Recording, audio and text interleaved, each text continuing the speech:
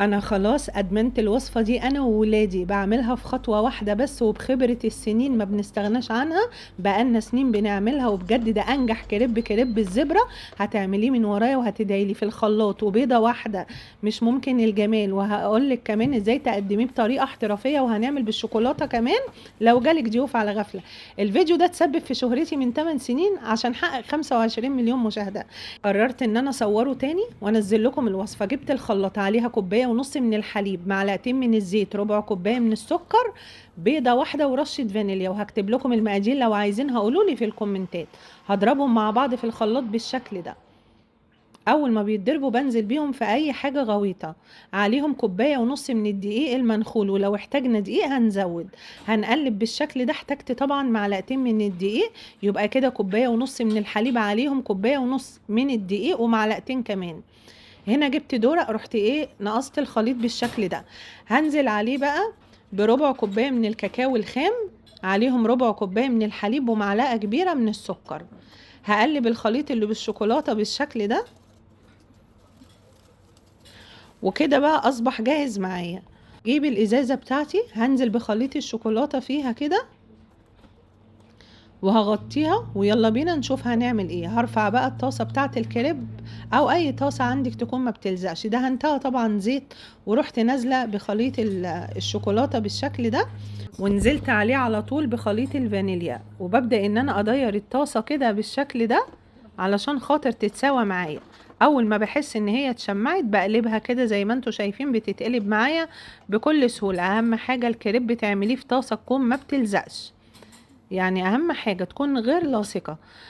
نحط كمان من الخليط كده اهي. بصوا بدورها كده بالشكل ده، بتتدور معايا بكل سهولة. والنار تكون متوسطة. تمام، شايفين؟ نعمل واحدة كمان، سهلة قوي ويجنن. لو ولادك عايزين ياكلوا اي حاجة حلوة في اي وقت هتعمليه. وهقولك بقى على طريقة التقديم وهنحشيه ايه. خليكي معايا للاخر عشان تشوفي الفيديو وتستفيدي منه. نعمل واحدة كده بقى ايه بالشوكولاتة، لان فضل عندي خليط شوكولاتة بس. خليط الفانيليا طلع اقل من خليط الشوكولاتة. فعملت ايه، قلت اعمل الفكرة دي هتبقى حلوة قوي اهي، وطالعه كريسبي وتجنن تجنن. وهقول لك برضه هنقدمها زي فكره اللي بالشوكولاته. شايفين اهو، بلفها كده بتتلف بكل سهوله، لان زي ما بقولك اهم حاجه الطاسه تكون غير لاصقه. شايفه بقى الكريب اهو جاهز معايا. وبصي بطبقه وبفرده، العجينه ناجحه جدا، بتتفرد معايا ولا بيتكسر ولا اي حاجه. تعالي بقى نشوف طريقه التقديم.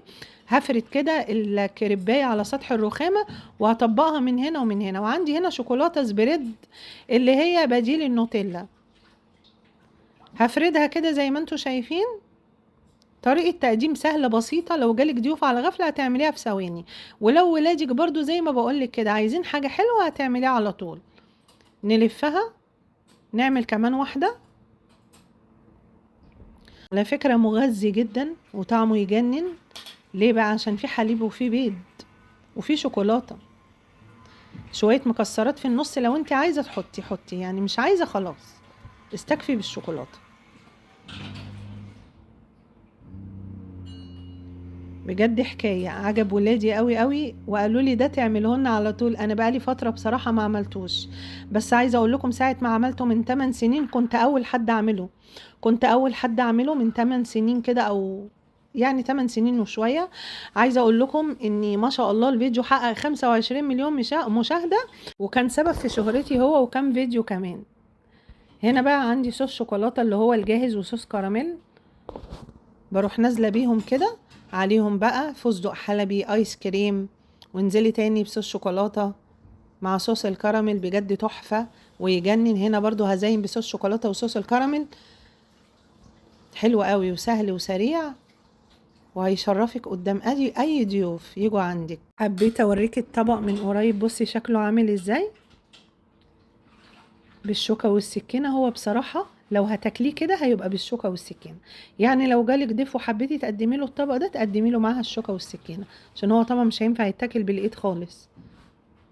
مع الايس كريم بقى حاجة تانية يا جماعة. بالايس كريم حلوة قوي. ما تنسوش تصلوا على الرسول اهم حاجة كالعادة. لو انتوا وصلتوا لغاية هنا اوعوا تنسوا تقولوا لي بتتابعوني منين، عشان انا بتشرف بيكم وبحبكم قوي. ما تنسوش تحطوا لي لايك للفيديو، تعملوا كومنت حلو زيكم، وتجربوا الكريب بالطريقة دي، كريب الزبرة، وتقولوا لي رأيكم فيه ايه. بحبكم قوي، استنوني.